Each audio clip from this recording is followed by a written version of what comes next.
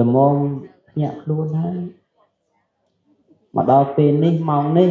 ពីណាដែលគេស្រឡាញ់យើងជាជាងជាតិយើងនោះស្មានតែពិភពលោកហ្នឹងគេមកស្រក់ទឹកភ្នែកដោយសារតែសង្គ្រាមសៀមបាញ់ខ្មែរអត់ទេ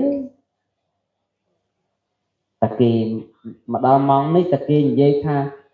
ណែសៀមវាយខ្មែរវាមិនទាន់និយាយមួយម៉ាត់ផង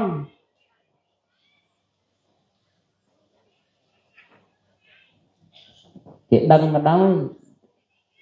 ក៏គេធ្វើមិនដឹងសិនដែរព្រោះយើងក៏អត់តមានប្រយោជន៍អីឲ្យគេ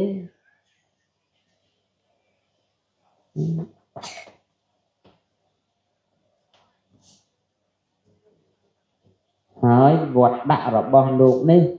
គឺត្រីធំស៊ីត្រីតូចជារឿងធម្មតាហើយបន្តត្រីតូចនឹងមានអីពិសេសដែលអាចការពារខ្លួនបានអាហ្នឹងបានតែជៀសផុតយើងត្រូវសាមគ្គីគ្នាណាប្រជាជនយើងតិចជាងគេក៏ពិតមែនប៉ុន្តែគេដែលមកវាយយើងនេះមិនមែនគេសាមគ្គីគ្នាទេគេកំពុងបែកបាក់គ្នាគេវាមាន2 3បាក់មាន3ពួក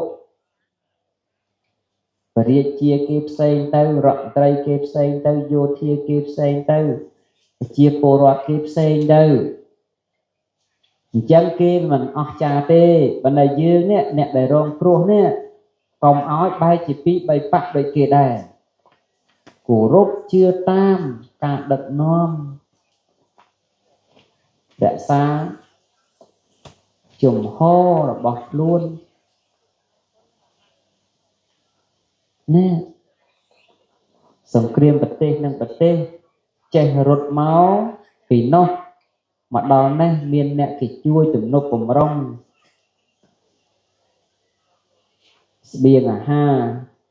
ហូបចុកស្នាក់នៅចុះកាលដែលសង្គ្រាមស៊ីវិល75នោះមានពីណាគេទៅយកអង្គឲ្យយើងទេនៅចលះពីភ្នំពេញទៅបាត់ដំបងដើរហើយខែប្រាំងផងងាប់តាមផ្លូវខ្លះដោយសារអត់ទឹកផឹកអីហ្នឹងមិនទេអញ្ចឹងយើងកុំឲ្យធ្វើម៉េចកុំឲ្យខ្លួនយើងប្រទេសយើងនេះ